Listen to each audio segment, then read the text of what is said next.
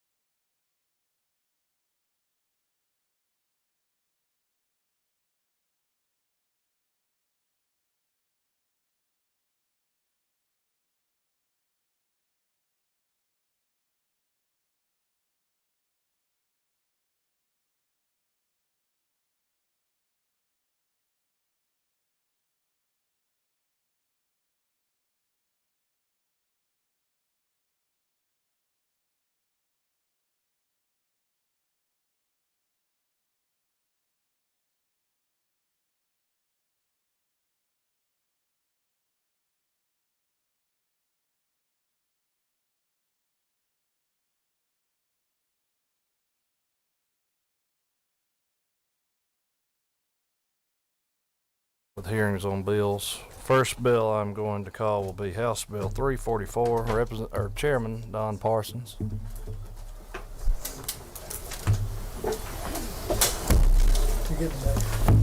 He brought a judge with him.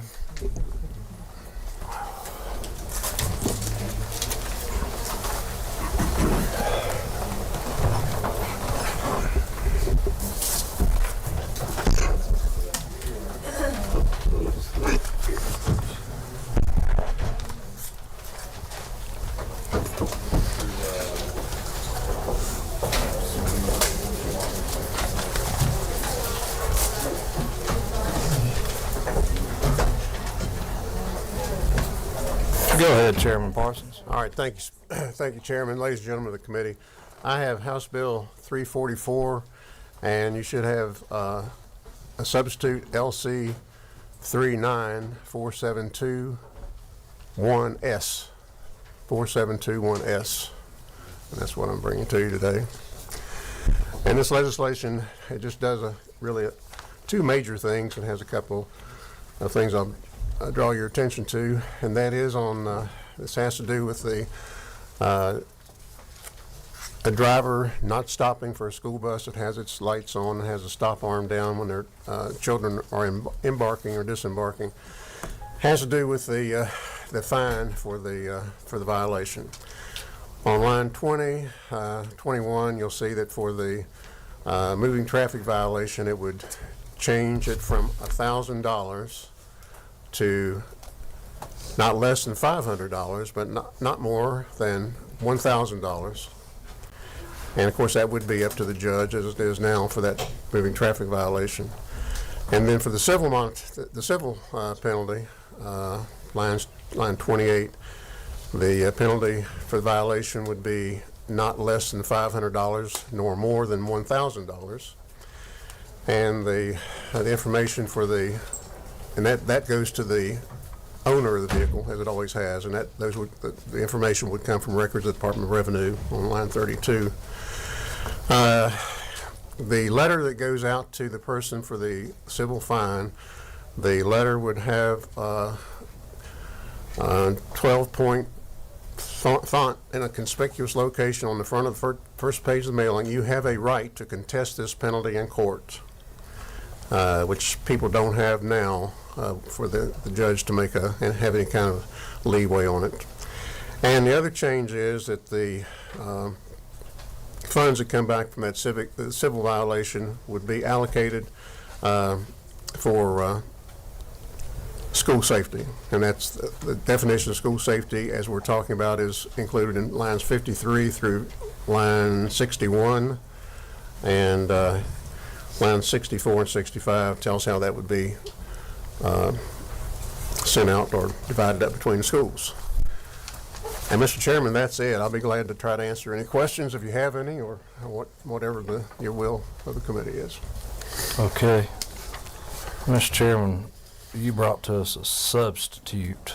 Yes, sir. This was not the original House Bill 344 that was introduced and assigned to committee. So committee members, whenever, if the time comes, that would have to be adopted as an amendment.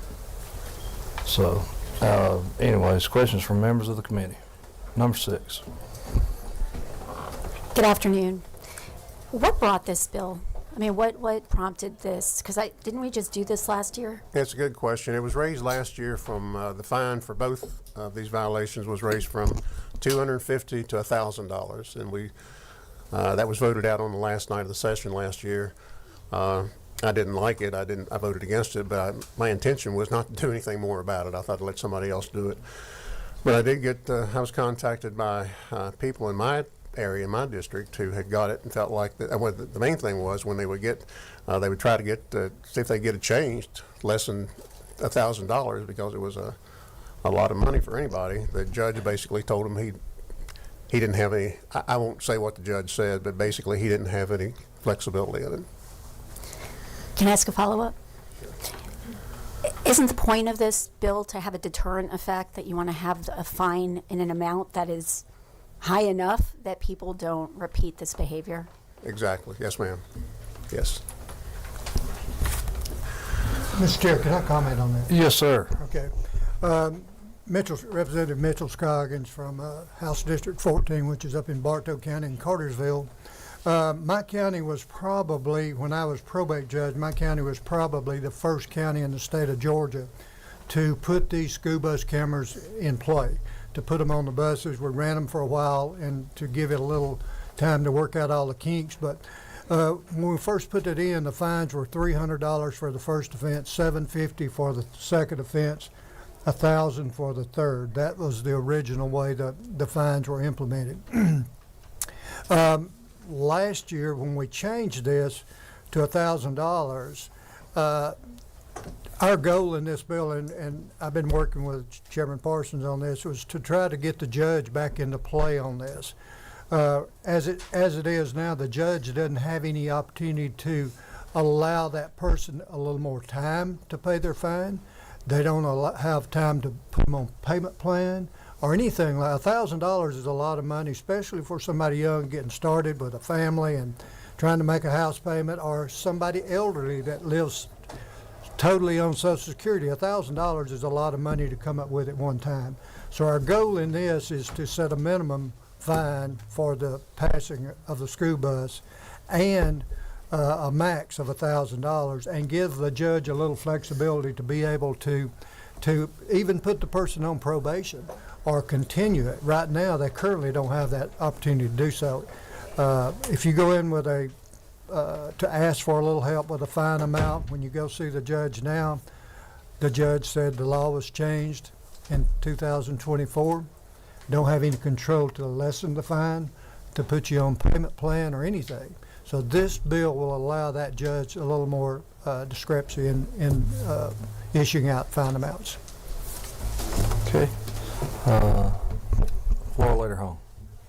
Thank you, Mr. Chairman. And on that point, Chairman Scoggins, thank you for making that point. Isn't it true that since last year, many judges are seeing people come in front of them with this violation, and they're having to put them on probation, and some of them, they're still not able to pay during that probation period? therefore violating probation and ending up in jail.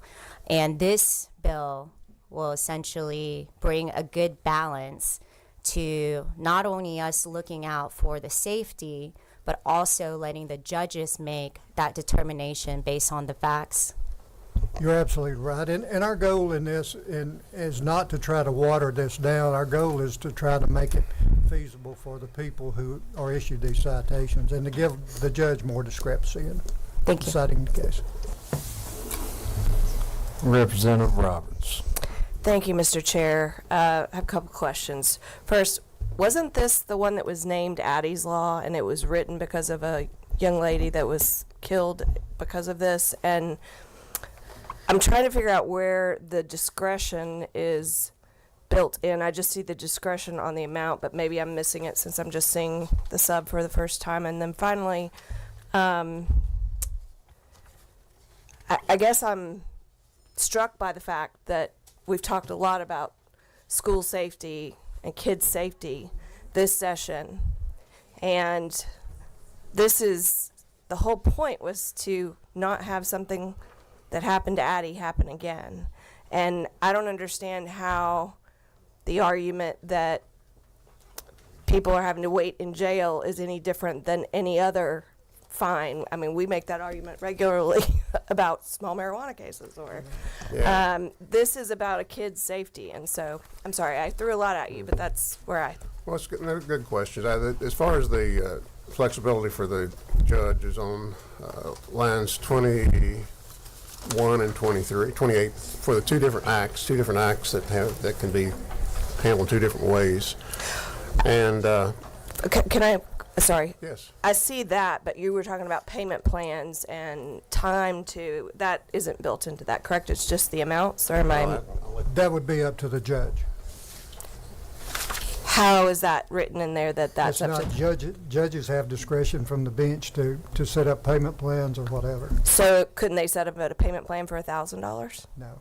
Why? Well, not the way it's written now. I mean, they could if they find them $1,000.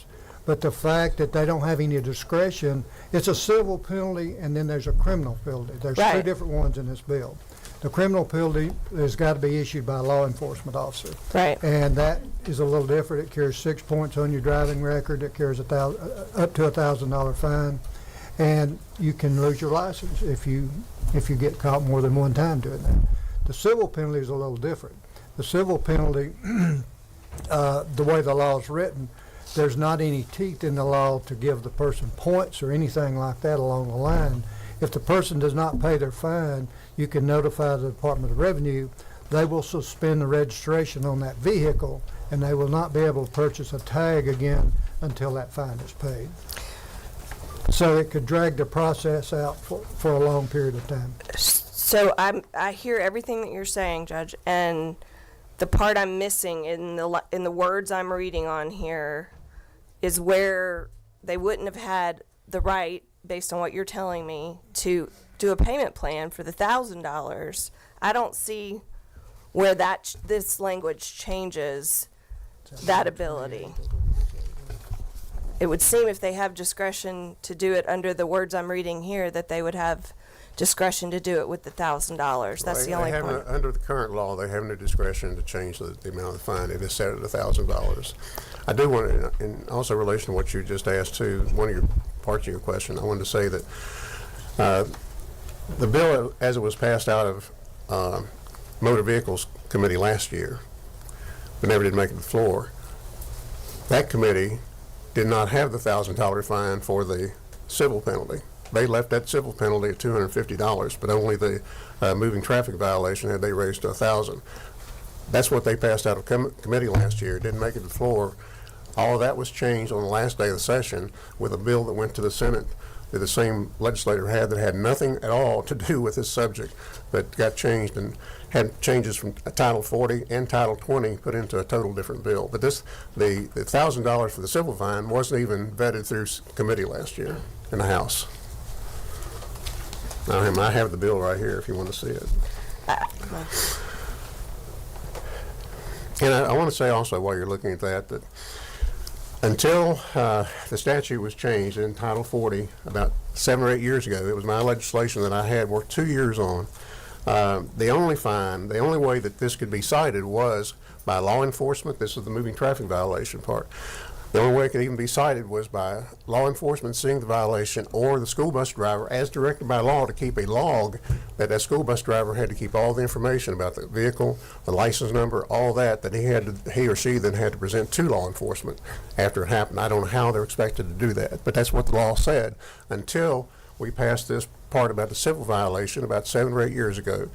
That came to me from some young mothers in Cobb County, and there had been a situation in Cobb County would not have been addressed by this particular legislation. The young girl had gotten off the bus and she was walking to home. The bus, I think, had already departed, and she was hit and killed. But I had some mothers in Cobb County that came to me, and I knew this is an issue.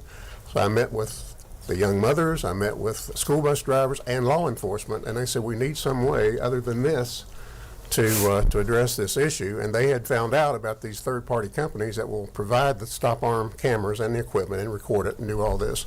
And they will provide that if they get part of the money back, which they do.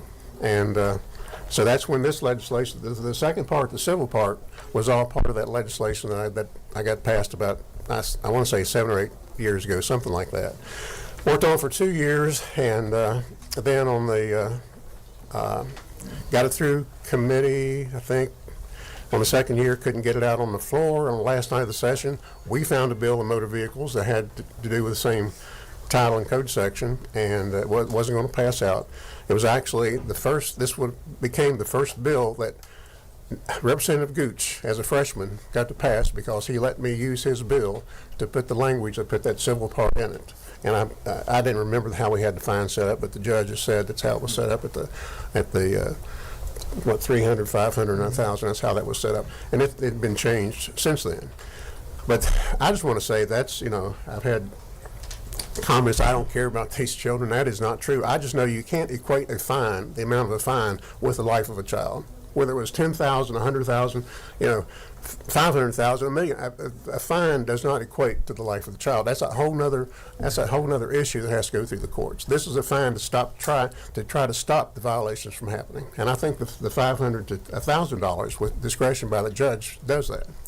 Well, respectfully, Chairman Parsons, in this committee, we hear attempts to raise extreme levels, take discretion away from judges on I'm sure you do. on other crimes, and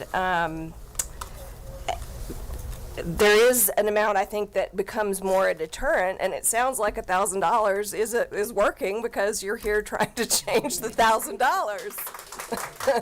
So, And it can still be $1,000. It can go to $1,000, but at least a judge gets to look at it. And I'm not a judge. This gentleman has been a judge, but I am not a judge. But a judge looks at, that's what they do for a living. That's what they do. That's what they're trained to do, is to look at it and take everything in consideration. Should it be $1,000, as the law allows it to be, or it should be down toward $500? It doesn't have to be $500, but something in between. I think that's what a judge does, and I think that's what we should allow them to do in this case. Number 11, Chairman Crow. Thank you, Mr. Chairman. Chairman Parsons and Chairman Scoggins, I've had some discussions with, I know Chairman Scoggins and I have had some discussions about this, and y'all know I have a immense amount of respect for both of you. I disagree vehemently with this legislation. I was the legislator that passed the original bill. I'd helped her a good bit with that legislation to try to get it through. And there is some, on the criminal penalty at least, you can probate them. On the criminal, yes. Is that not correct? I think that is correct. Because if they can't pay a fine, no matter what the fine is, if you go to court and you get a fine, you're not able to pay it that day, they can put you on probation until you're able to pay that fine. So there is some discretion there. Going to $500 in my mind, if it was $300 before, well, obviously it didn't work. Addie, in case you weren't aware, Addie lived in my district. It was my district at the time before we redrew last year. So obviously that penalty wasn't enough because she still got hit and she still died. And so I know $1,000 is a lot, but there are many other fines that are not much less than that. My wife got a ticket for an accident for failure to yield when turning left, and it's $750 for, you know, an accident in Duluth. So I don't think that $1,000 is an egregious amount. You're right. $1,000 is not, no fine is going to equate to a life. The purpose of these fines is not to try to put a dollar amount on somebody's life. It's try to prevent behavior. And I feel real confident that if this fine is a minimum of $1,000, you won't do this but once. But I will tell you that the other changes, the bold print, having the right to contest the penalty in court on the civil penalty, I have no problem with that. The language in here, making it go to school safety purposes, I'm fine with that. But I am vehemently opposed to reducing the amount of that lower than $1,000. Well, sir, the thing is, and I appreciate the question, but if that language were to be in there about you have the right to contest, there's nothing to contest. It's still going to be $1,000. If you contest it, it's still going to be $1,000 when you go, because the judge wouldn't have the discretion to lower it. The judge could say, well, you were not guilty. And so if you're guilty of the crime, the fine is $1,000. He has discretion to adjudicate whether or not you were guilty. Or if it's a traffic citation and you go to, I don't know, depending on when probate court's a judge, if you go to state court where I policed at, there was a 6-member jury in state court, you could have a jury trial. You could have a jury decide whether you were guilty or not. All I'm saying is that if you're guilty of passing a school bus, when children are getting on and off that school bus, when the lights are flashing and the stop sign is out, I think it should be a minimum of $1,000 fine. Well, I understand that. I understand how you believe. I think $500 is I think if you get a $500 fine, you're not likely to ever do it again, whether it's $500 or $1,000. But I do believe that it needs to be flexibility. So, I agree. All right, I'll make a quick reminder. We're not at a sporting event. We're at a committee meeting, so just everybody keep your decorum. I know there's a lot of emotion involved. Number 6. Representative Panish. Thank you. And I hate to ask what I think maybe a stupid question, but you've said it more than once, and I can't see it in the bill. You said that the judges don't have discretion right now, but this will give them discretion. What lines are you talking about that now gives them discretion where they don't have it already? well, I believe that. I believe that the. No, but maybe let me just be a little more clear. For the payment plan, where do they not have discretion to put people on a payment plan right now that this bill would fix? I think that they might have that. I don't know. I think they might have that. I don't know that. But I think that they might have that discretion. I think, and I've heard of some cases where they did. And Definitely, if you were issued a citation by a law enforcement officer, you will have an option if the judge agrees. Right, but the judge has the discretion to agree or In disagree. that instance, yes. What in this bill changes It's that? like any other traffic charge. If you get a speeding ticket, you have a minimum and a maximum, okay? That's judge discretion. The judge can decide on that speeding ticket if the judge wants to put you on probation, Right. send you to driver improvement clinic to assess a greater amount of the fine. So that's judge discretion in anything like that, yes. So they have it now. They have it now on the payment plan. If it's under the criminal statute, yes, for sure. Thank you. I would just say, if I may, I think that, and $500 or $1,000 means different things to different people. I think, as was brought up yesterday, one of the bills yesterday on the school bus zone, $500 to somebody that works at a Taco Bell or a McDonald's or different things, or a car wash. Different things. It's a lot more money than to other people. $1,000 is a fortune to them, and I think, like we said, and you've asked, it's about deterring bad behavior, about deterring people from passing these buses, and it's a terrible thing. I agree. I've seen it myself. People pass by, and I hate it when somebody does that. And of course, the death of a child is, the worst thing that can happen to a parent. And there's no doubt about that. And but I think it has to be fair. I think that's what we try to seek to do down here. And all these fines, is to do something that's fair to the people of the state of Georgia, whether they're millionaires or they're the president of a bank or they do work at a McDonald's or a Taco Bell. And I think that, given that, I think there needs to be some leeway here that a judge can have to look at somebody in the eye, which they do, and consider just what the circumstances here are, and all the circumstances, no matter how the thing occurred, the offense, but also their circumstances too. That's how I feel about it. To aid in this discussion, just as a point of order and what the law is on the books, OCGA 17-10-3 arguably does give the judge discretion already on this. OCGA 17-10-5, for many of y'all understand that for felonies with a certain punishment range, those can be sentenced as a misdemeanor. So the companion to that, I would argue 17-10-3. So Chairman, I may have to go to some of these judges' conferences and let them know that if there's a yeah, Chairman, misunderstanding. just so I can understand it, it gives them discretion on what you on said. sentencing misdemeanor, and in this case, it's Sentencing. an aggravated misdemeanor. Okay, that's on the non-civil, the moving traffic violation you're talking Correct. about. Yes. Okay. Not Let's- the civil part. Number 13. Thank you, Mr. Chairman. Is it possible to table this? Well, I mean, that is at the discretion of this committee. But we've got a lot of people who've traveled a long way to talk, so if the committee wants to just make them drive up here for nothing, I mean, that's the will of the committee. I think the courteous thing to do would be have some testimony on this. I'll respect them. I respect it as well. Thank you. All right. Any other questions from members of the committee? Okay. Thank you, gentlemen. If y'all want to just sit over the side, call Caleb King up. Okay.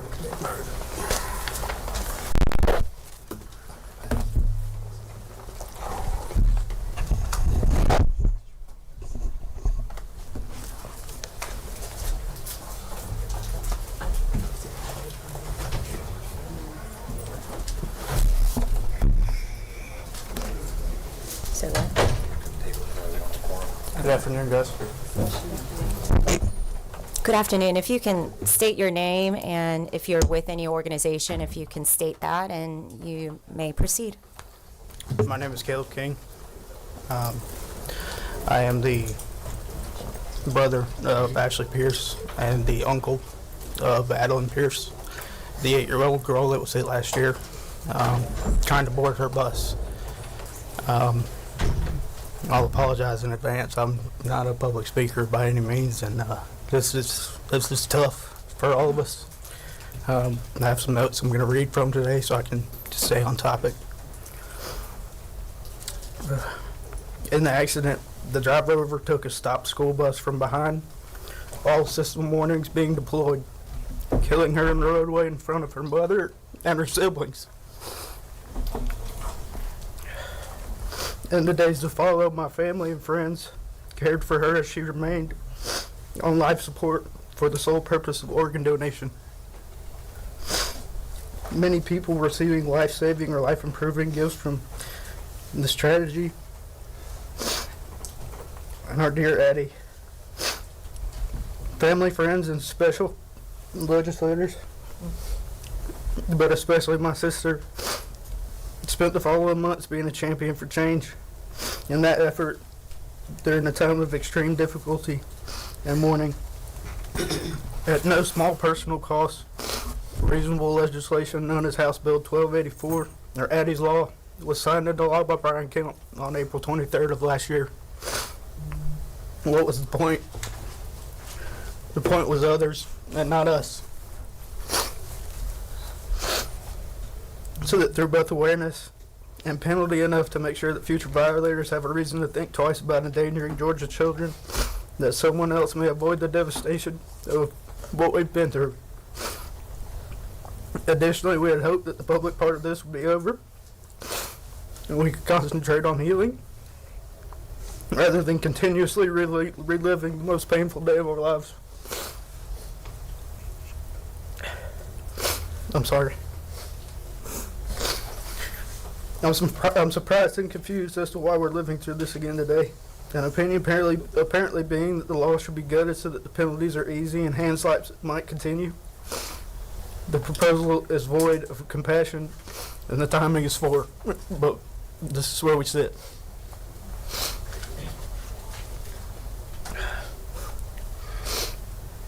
I want to know who's being represented by this House bill.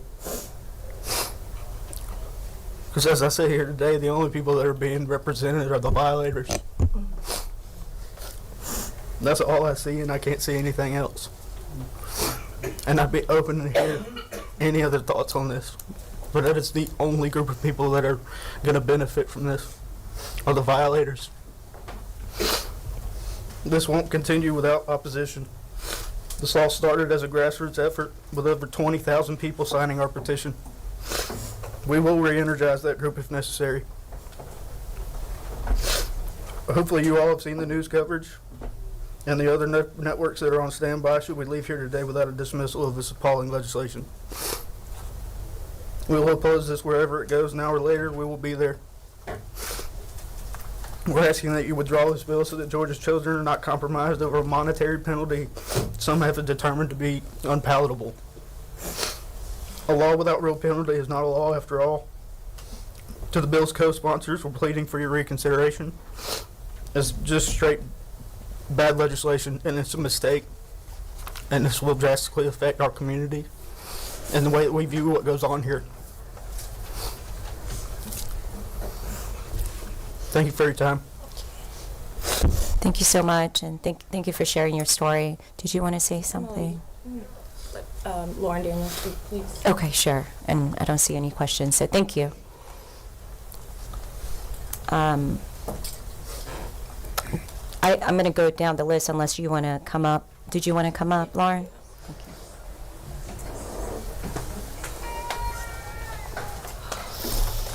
Hello, committee. Thank you for allowing us the opportunity to talk. I know several of you. I was the author of Addie's Law last year when it passed. I worked very closely with this family, and I don't want to belabor the point because there are people that want to speak. And Addie's mom, Ashley, is here, and she had prepared things that she wanted to say herself. But she wanted me to come speak to it first because I can speak to it a little bit better of why I passed the bill the way I did, what it did and did not do. It seems that there is some confusion, with all due respect to the author of the new bill. I would actually argue, after looking at the substitute just briefly, the part where he is changing it from a high and aggravated misdemeanor down to a misdemeanor actually takes it back to what it originally was. The reason that it was made a high and aggravated misdemeanor in the first place is because that fine was a minimum of $1,000, and it could be used in the judge's discretion, actually, to go up to $5,000 if someone did this a second, third, fourth, whatever time. So by taking that away and making it just $500 to no more than $1,000, I would actually argue you are removing judge's discretion. That is just one part of this, but I want to speak mainly to the idea that this wasn't passed above board. This bill went through committee. It was originally House Bill 1284, and it went through the Motor Vehicles Committee, and it literally had everything, same thing, $1,000 fine for both offenses. And the committee had several members have to leave early for rules, and in the effort to continue the bill moving through the process, because it was late in the process, it was agreed that it would be $500 and move through that way. It was presented in rules.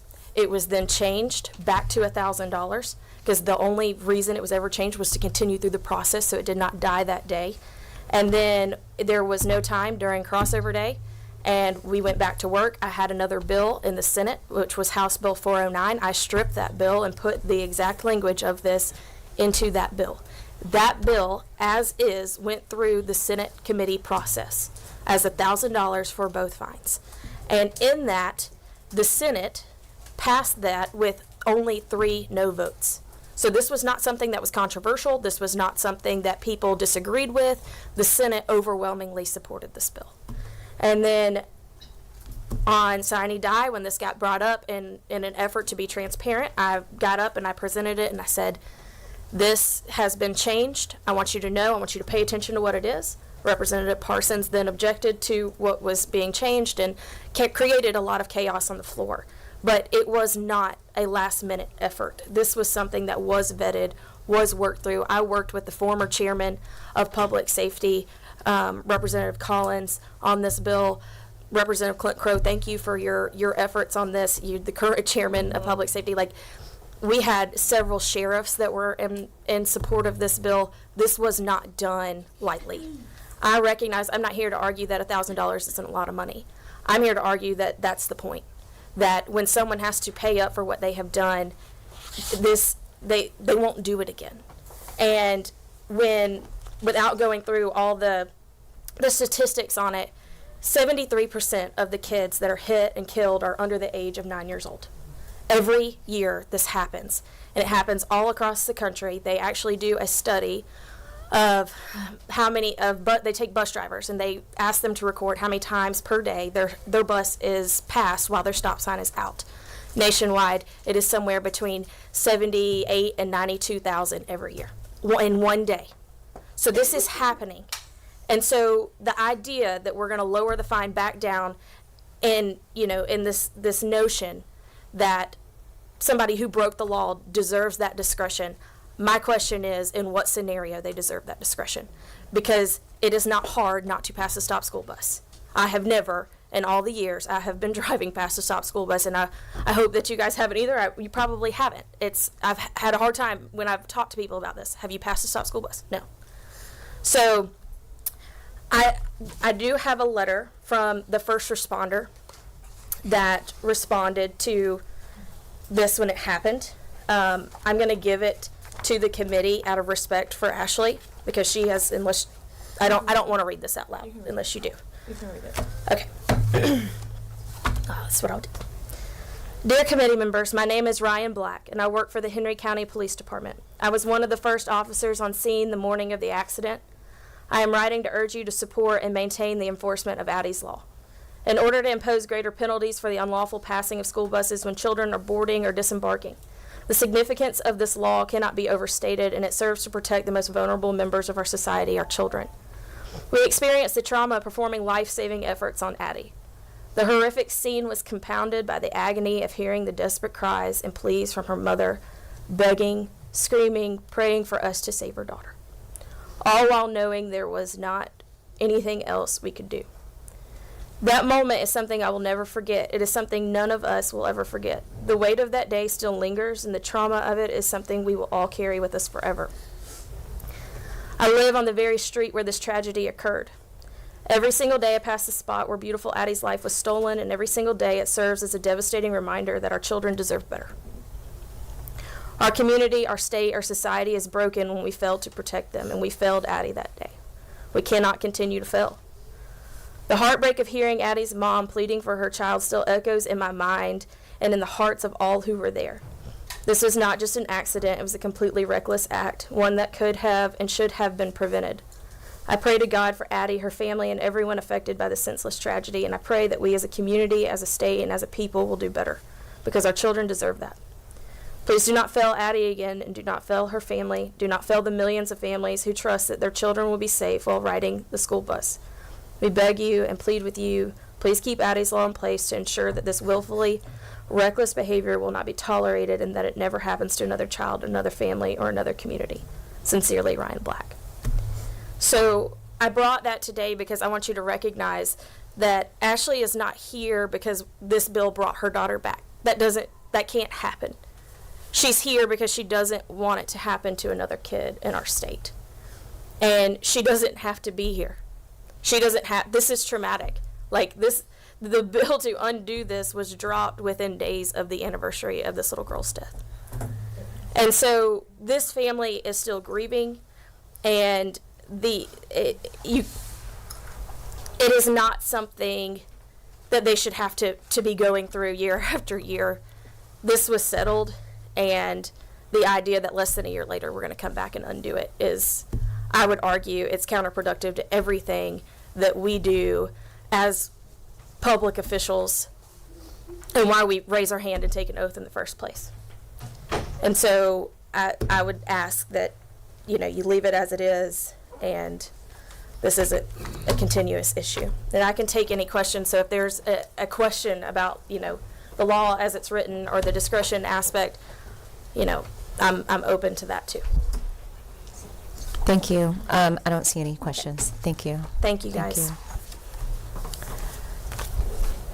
Did you want to? Shannon McElry. Sure. Shannon. Thank you.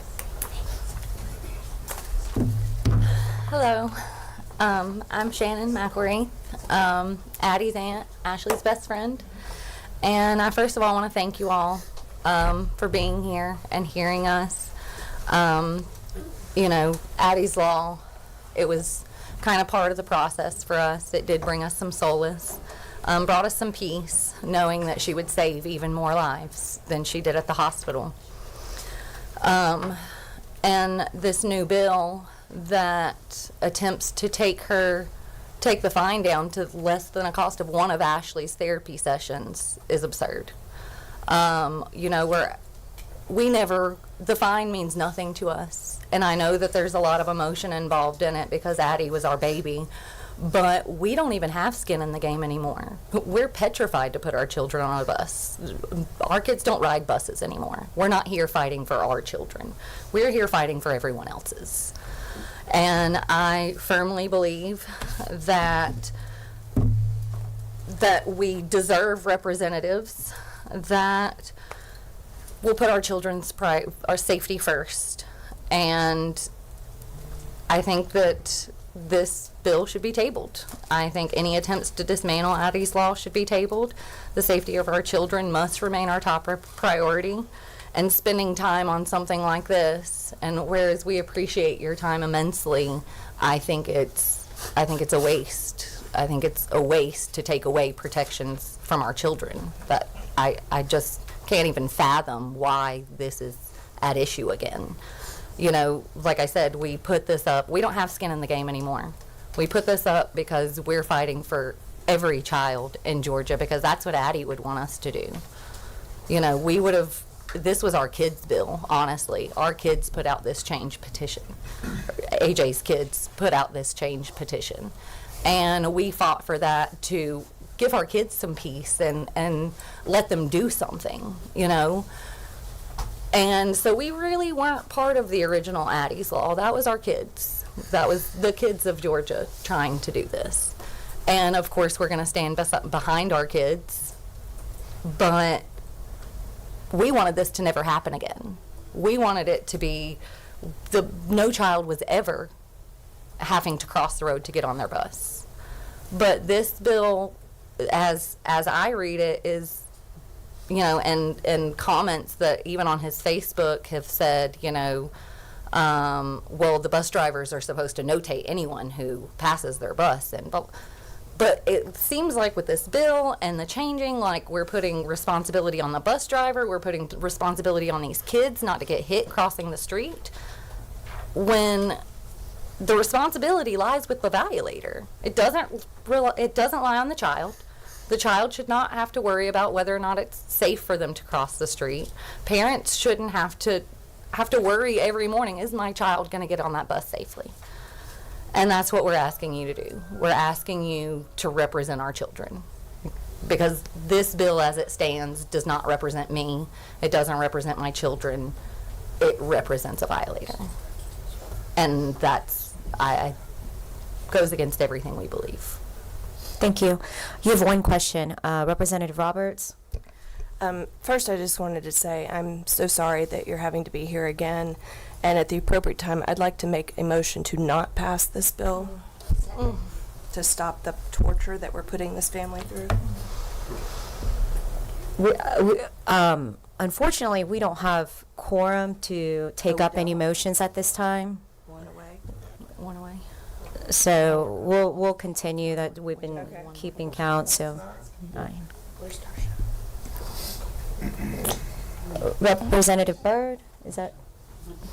Or Chair Holly?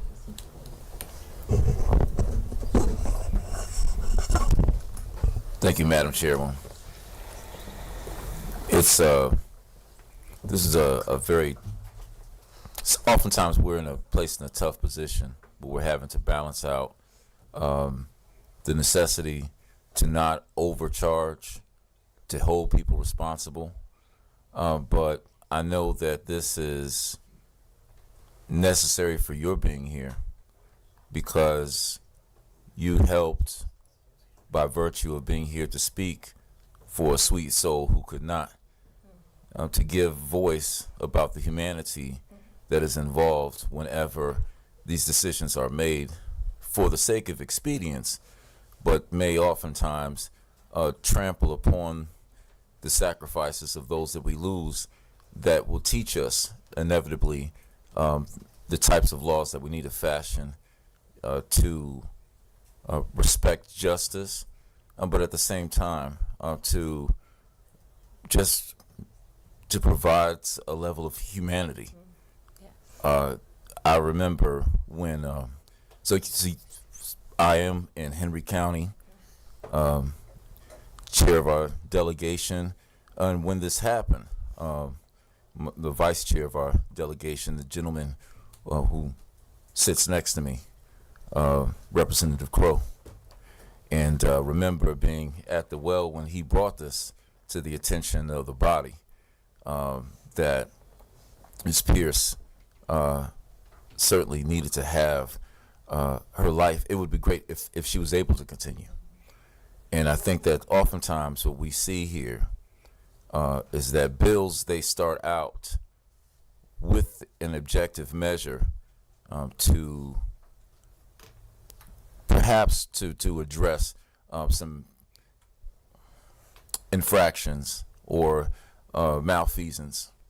And I think here the troubling part for many of us is that we've seen that providing those cameras locally, has provided an instance whereby you could hold people accountable, but also that the community could hold those who are operating the cameras accountable as well.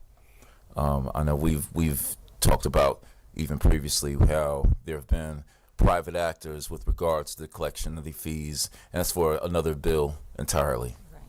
But the good news is that Addie's life has not gone unnoticed, as well as the strength of the community to bond around this issue, and for us to take this very seriously, as well as knowing that the measures that pass out of this committee or are tabled are always in a space where we can revise them. Right? This is our laws are living and breathing. However the committee should move on this matter, just would encourage you to still remain confident that justice is being done, and that if one bill passes, another may replace it. But thank you for everything you've done to help carry on her memory, and to know that her sacrifice was not in vain. Thank you, Madam Chair. Thank you. At this time, Chairman has needed to go to another committee to present. I have to go to another committee to present.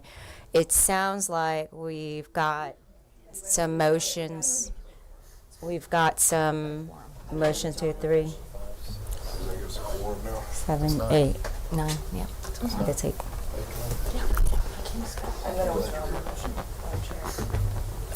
You're withdrawing. I got one. Chairman Gullett, Yeah, motion to table.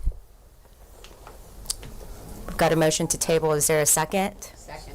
All right, we have a motion to table and a second. All those in favor of motion to tabling HB 344, say aye. Those opposed, same sign. All right, we're going to go ahead and table this, and we're going to go ahead and take a quick break until we get the chairman back. Thank you. Thank you.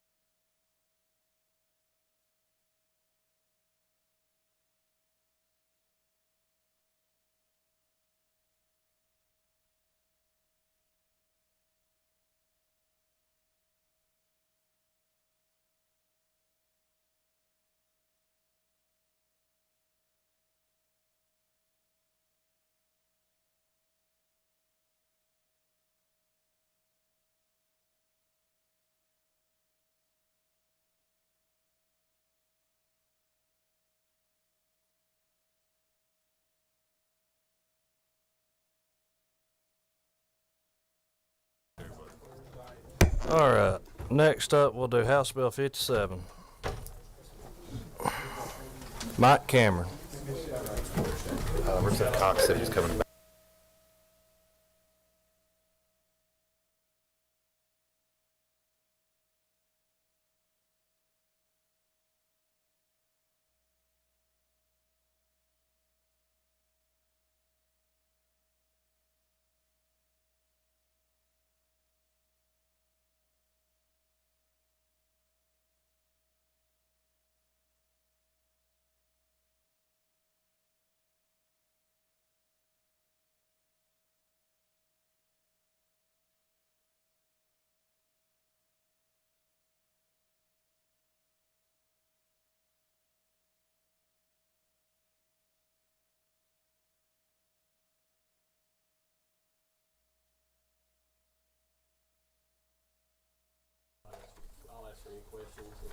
Okay. Representative Pants, you got a question? I'm sorry, I think it was an accident, but I have a motion whenever. Okay. All right.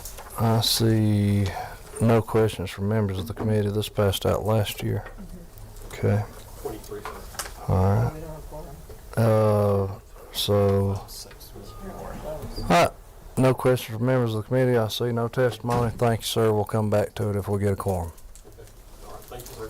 Thank you. All right. Next up, I have House Bill 285 to the lady from Junction City. Representative Buckner.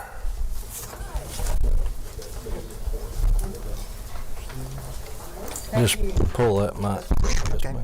All right, great. Thank you. Thank you, ladies and gentlemen. This is a bill that started in 2018 for my community. I live in a rural area, so this is something that happened that we could that would be handled much differently in my community than it might be in Atlanta or some of the larger cities, and I think that's the significance of the bill, quite frankly. A person presented at a gun store, and they wanted to purchase a gun, and the store owner, being a small community, knew the person and knew that they had numerous problems over the years and had been involuntarily committed to a mental health hospital and had spent time there.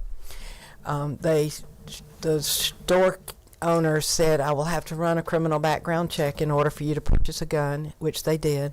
And when the results came back, they were not on the list as expected. So the shop owner, knowing that the person had had a history and was not acting in a way that they felt comfortable with, contacted the local sheriff. The local sheriff went and visited the family and found out that she was no longer taking her medication and was unstable. And they were able to work it out. But then they came to me and said, we need to have a different system. It should not be that a computer purges the list at the end of 5 years after they've left the hospital. We are the only state in the union that does this. There's no process.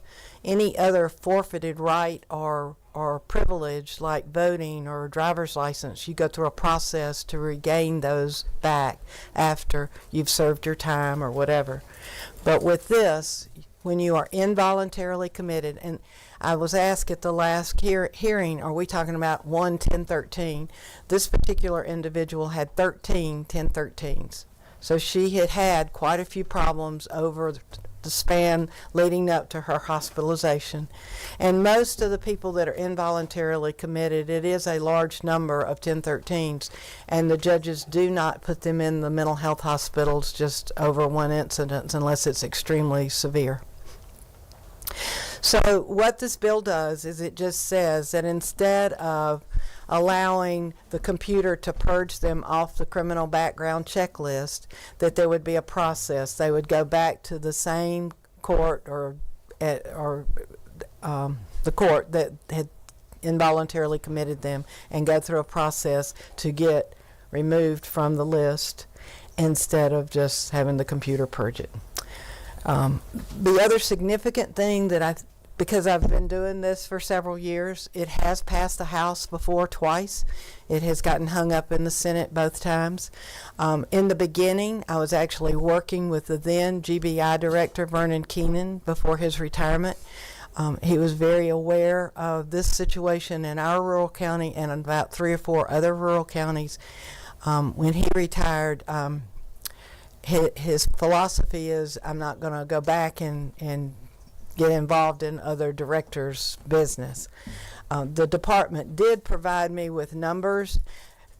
Sometimes the probate court judges have asked, how big a problem is this going to be for us?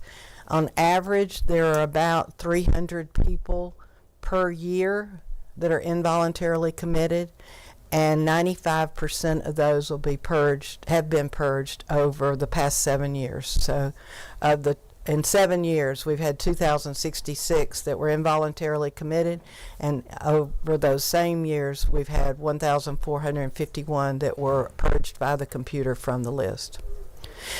2 other things that I would say that are significant is that 5 to 7 years is when a lot of people decide that they want to quit taking their mental health meds. That's a medical given, so to speak. And the other thing is, I am not anti-guns.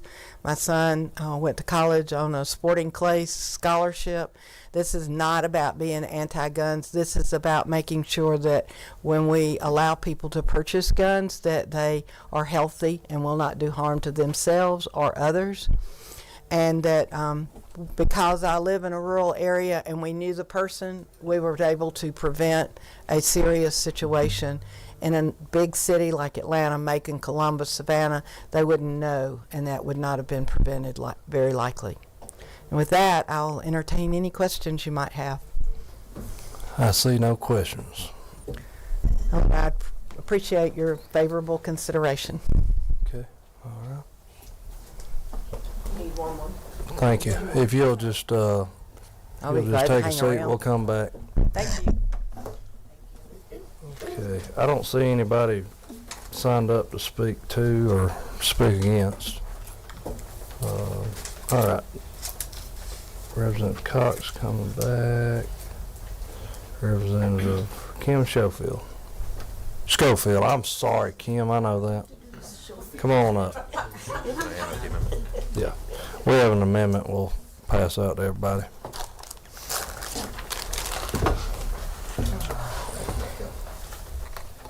Proceed when ready. Okay, thank you.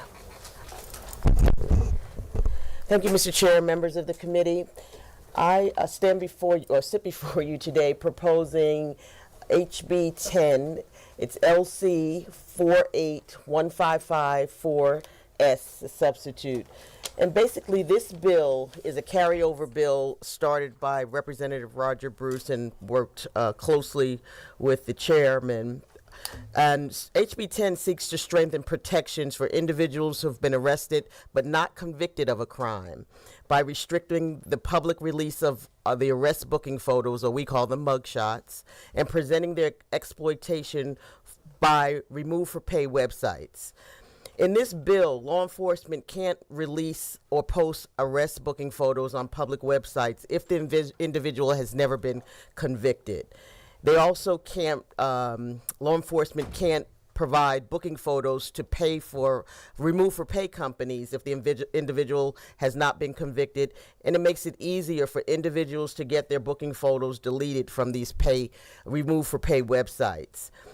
States like Florida, Texas, North Carolina, South Carolina have proposed and enacted similar legislation to address these concerns and to protect individuals from reputable harm.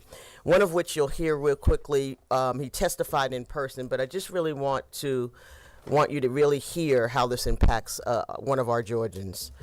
Good to be with you. Thank you, Chairman, members of the committee. So my experience with this and this bill would really focus on those predatory businesses that are profiting off of publishing these mugshots. This doesn't apply to the AJC or the Associated Press that is publishing a news story with a mugshot of a recent arrest of what is deemed to be newsworthy. But this is talking about these like clearinghouses that are charging people a fee to suggests that they will remove their mugshot if you pay this fee. And then what ends up happening is these clients will pay that fee, and then the mugshot stays up there.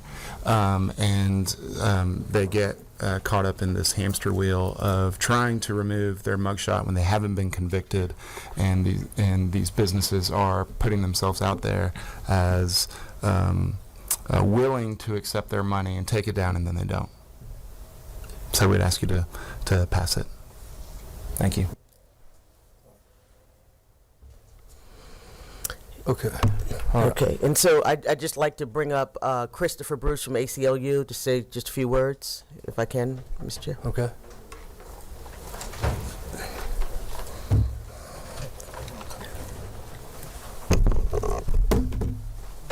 Thank you, Representative Schofield. Mr. Chairman, members of the committee, last time I was in front of you, I said ACLU had certain constitutional concerns. I am the policy director for the ACLU of Georgia, Christopher Bruce. Just make sure I get that on the record. When this comes down to it, the ACLU is always concerned about the Constitution and the Bill of Rights when it deals with a way of accessing information for the government, but also balancing it with human rights within everything. Now, our legal department went back, and I'm going to shorten my testimony to make this point clear. ACLU is in support of this piece of legislation. And the reason why is in 2024, the Ninth Circuit Court of Appeals ruled that Maricopa County Sheriff's Office practice of posting arrested people's mugshots online amounts to illegal pretrial punishment, and it is unconstitutional. The ruling, which bars the sheriff from making these mugshots publicly available, states that practice the Eighth Amendment's prohibition of cruel and unusual punishment. And that's what we've seen from not only the court recognizing it, but as you've had people come up and testify before, having your mugshot out there before you have a conviction can severely impact your employment, your housing, and literally anything else in society. And with that, Mr. Chairman, I will yield for any questions.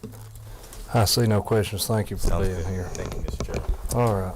Mr. Chair, was the Yes. the amendments, if Brian would say a few words about lines 12 through 26? I think I can probably summarize that real Okay. quick. Basically, the synopsis of this would be that those mugshots that are pertinent to, let's say, notorious individuals, newsworthy individuals. I'm trying to figure out which example I want to use. I don't want to use OJ and the Bronco, but you know that's kind of what everybody uses. Those sort of situations, it would be a newsworthy exception only. And I appreciate our partners that have worked on this. We've tried to make sure that, if the exceptions that was already contained within former Representative Bruce's bill, we wanted to make sure we tighten that up, be fair to all involved. That's the synopsis. We can't move on amendments right now, so anyways. I've got Jeremy Collins and Reagan Marsh. Do y'all want to give any testimony? I mean, you're welcome. We support the amendment. We appreciate the sponsor and the committee working with us on it. Yep. All right. I don't see Jeremy may be Yeah, over maybe there. back. Okay. He said All I could right. speak on his behalf too. All right. Thank you. We'll get back to you if we get a quorum. Okay, thank you. Next up, I'm going to call Representative Devin Seabaugh, House Bill 384. Had a lot of Cobb County folks up here today presenting. Go ahead when ready. And Lance LaRusso is support. Thank you, Mr. Chairman, for the opportunity to present House Bill 384. I have a substitute. Make sure we're working off the same one. It's LC 56036-3S. This bill brings clarity and consistency to the oaths of office taken by our peace officers across Georgia. The oath a peace officer takes is an important symbol of their commitment to uphold the law of our state and the Constitution. This bill standardizes these oaths, ensuring all peace officers across Georgia swear to an oath that emphasizes fairness, impartiality, and a dedication to the public. This bill also addresses aspirational language in the oath, underscoring the moral responsibility that comes with serving in law enforcement. However, this bill makes it clear that aspirational language is non-binding, meaning it won't have legal implications and will not lead to unnecessary legal challenges based on minor violations. Additionally, the bill limits the prosecution of public officers for oath violations to only those that are linked to felony conduct or misdemeanors of a higher and aggravated nature. This ensures the focus remains on serious misconduct. This bill will streamline the administration of oaths, improve transparency, and protect the integrity of law enforcement while upholding the public's trust. It is supported by the law enforcement community, and I respectfully ask for your favorable consideration. Okay, thank you. I see one question. Representative Byrd, I'm sorry, Charlize. Thank you very much. Just kind of, I guess, not necessarily confused, but so you think by taking an oath it will keep you from doing something illegal, unethical, or if we change the oath? Is that what you're asking here? No, and I'll let, if I can, I'll let Lance answer that. The oath doesn't make the man, but the man the oath. If you put unethical people in office, they will do something unethical.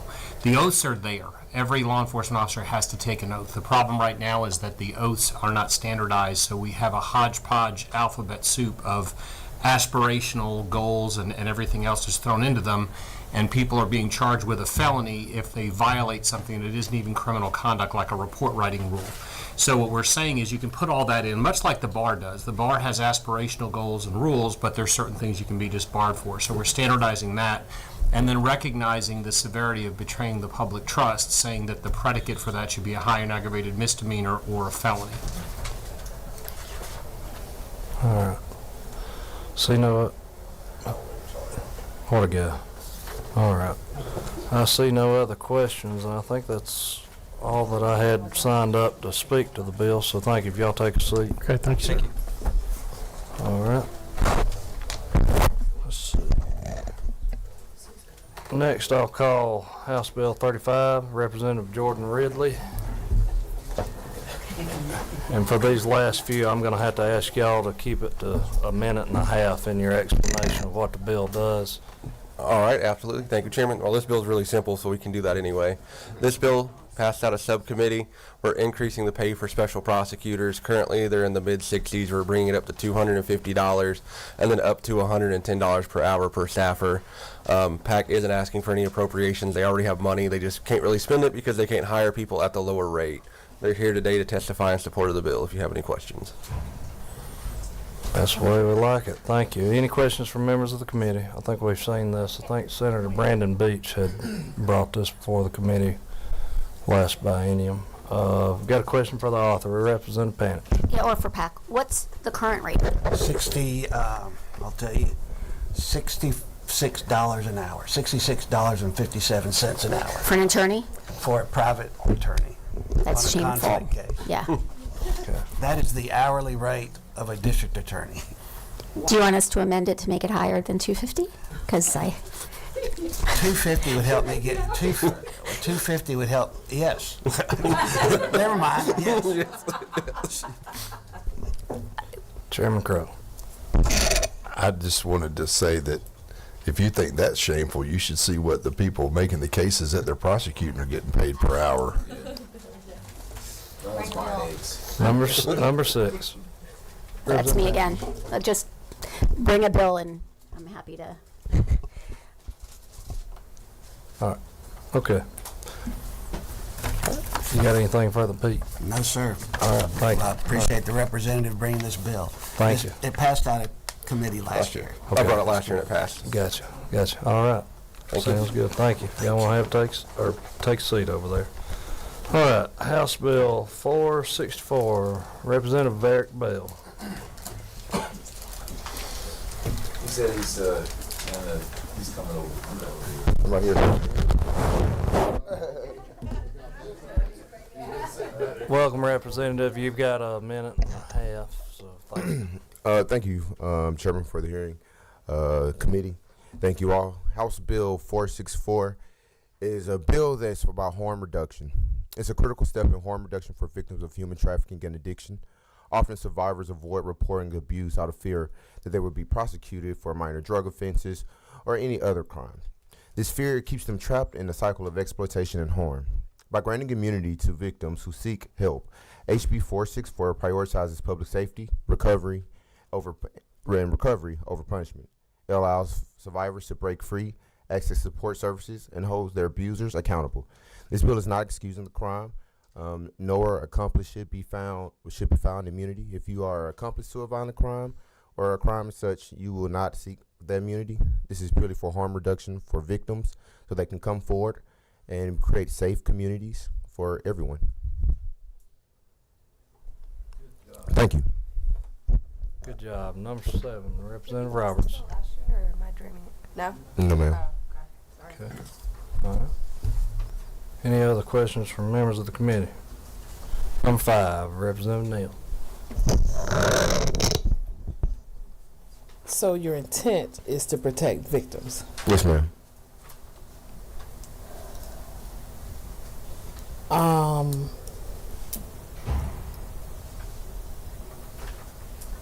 I think, like, for line 21,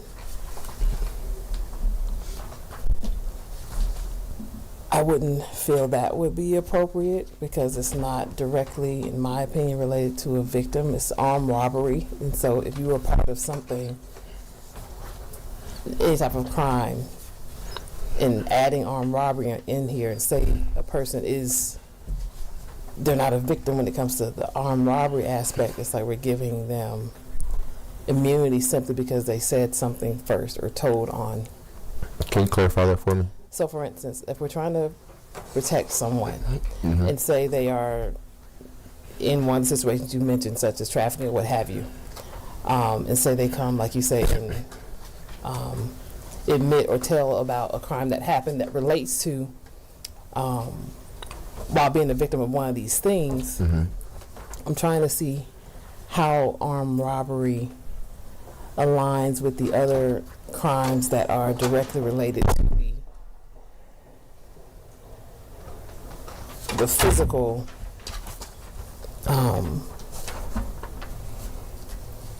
the physical crime that's committed against them. I guess I'm trying to figure it. Well, armed robbery with a weapon could be considered a violent crime. That was the impetus of adding armed robbery in that as one of those crimes that a person can be a victim of. Okay, let me tell you what I'm trying not to do. What I'm trying to avoid us doing is giving people that are legitimately suspects a way to skirt the system by using this. Does that make sense? So I'm trying to think that through to see if the wording is right for this bill. Or do you? There's a carve out specifically that mentions accomplice. So if that person is an accomplice to that crime, they will not be able to receive that. I believe law enforcement and the courts are built and maintained by wise people who are educated and well experienced, where they will be able to spot a fallacy if a person is reporting. Well, let me think it through some more, but that's all the questions I have for now. Thank you for the question. Chairman Crowe.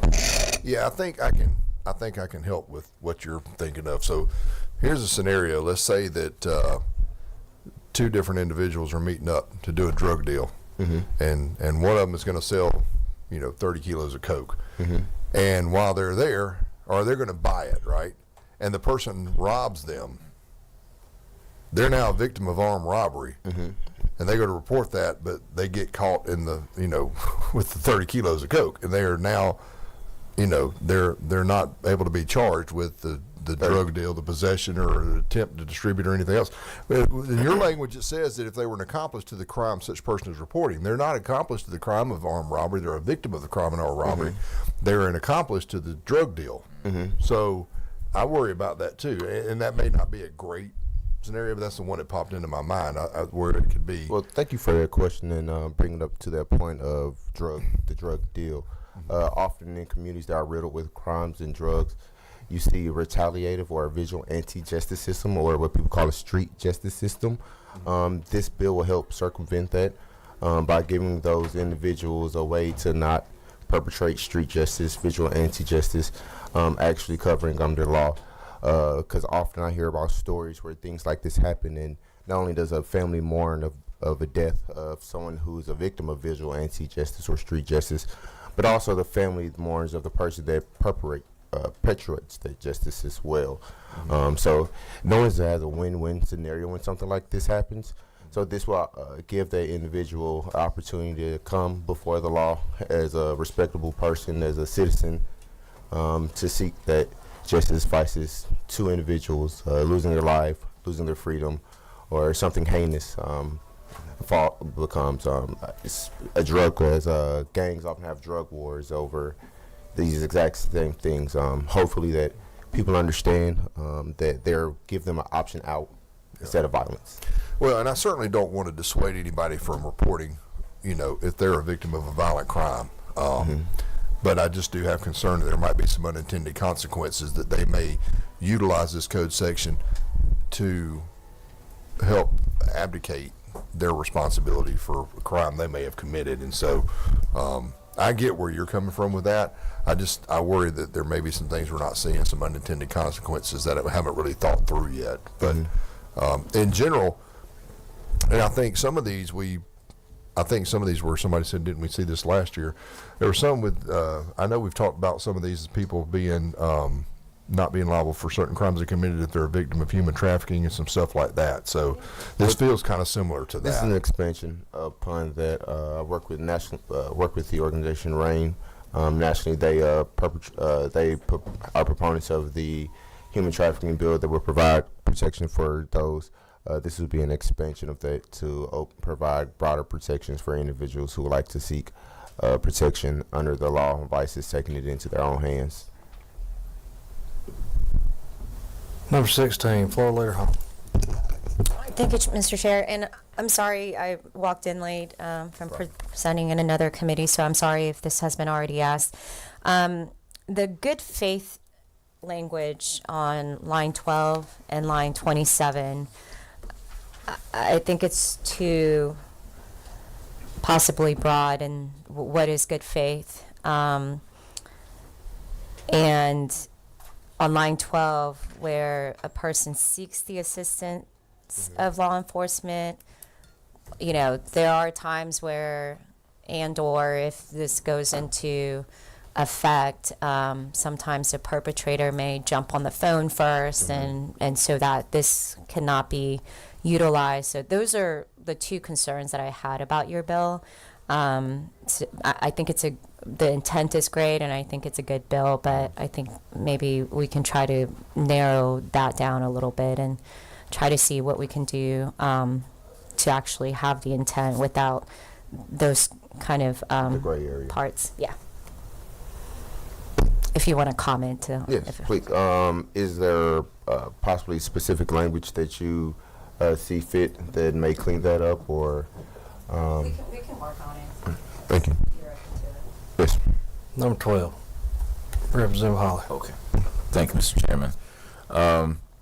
Thank you, Representative Bell, for bringing the bill. I think, though, when I'm listening to my colleagues, our colleagues, Representative Neal and Chairman Crow, I think we're looking at line 21 for the armed robbery. The difference between that one and that offense and the ones mentioned before it, to me it seems that the prior offenses are one-to-one. It's a direct, that person who is being assailed against or violated, it's strictly, the victim there is you can't, it's going to be kind of hard to pass that. You can't really share in that. Armed robbery it's so broad that it's going to require a lot of details with respect to who the victim is.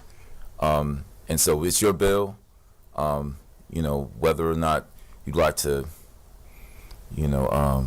seek to amend that one because it's completely different from, you know, where you actually have real victims that are suffering, you know, bodily harm. Yeah, you know, aggravated battery, you know, rendering their body part useless. Like that's directly there. Whereas like armed robbery is just like, there's a whole lot of other details in that, and other parties possibly, and possibly too.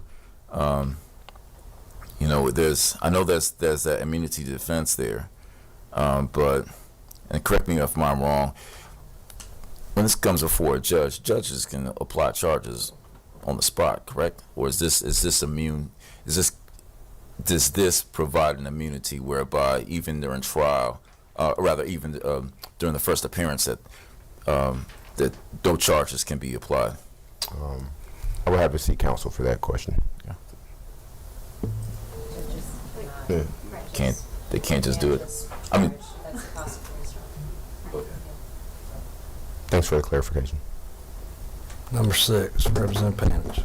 Thank you for bringing this, and I understand the intent. My concern is I do a lot of domestic violence work, and sometimes the first person to call could be the perpetrator, and they're getting an extra advantage through a law like this. So I would be happy to help work on something, because I don't know what the answer is, but I'm concerned that this just gives perpetrators more help when they really are the bad actors. Who calls first? Yeah, that's usually, sometimes that's you know, they'll set up the situation, and then they'll be the perpetrator, but they'll call first. And then if your bill says they can't be arrested for that act, but then the victim gets arrested. I mean, sometimes it's a mishmash. Sometimes they both get arrested and just let the judges figure it out later, which isn't good either. But I'm just concerned that this is going to promote that. When people realize if you're first to call, you get the advantage. You get an extra advantage. I think that might be already an advantage that people play. So It is, but I don't want to give them the incentive to continue to do it. Understood. But would it be appropriate to at least make the motion to strike, amend the bill to remove line 21 amongst hearing that the committee's drawing most concern about one of those lines? I have one. There's my bill, but Keep that thought in mind. I would ask the author and Representative Panich to work on that offline, and we'll come back and revisit. Was there anyone signed up to testify to this one? They left yesterday. That happens, a long day. All right. Any other questions for the author of the bill? Okay. Thank you. All right. Thank you. I look forward for a chance again to bring this bill upon the committee. All right. So for planning purposes for tomorrow, we've got a lot of different committees going on. Education's got a lot going on. So here's what we're in the posture of. Everybody that was here today, we will vote on these bills tomorrow. I do not have a quorum. So anyways, be back at 8 o'clock tomorrow morning. I don't anticipate taking any testimony on the bills we've already covered. And so what we will do is we will have the committee come forward. If you've got any questions, make them short for tomorrow morning, but we'll go over these bills again. We don't have a quorum, so no official action can be taken. Good to see Christy Draper with us again from over in Douglas. Thank you for taking time out of your day. With that, we're adjourned. Thank you, Mr. Chairman.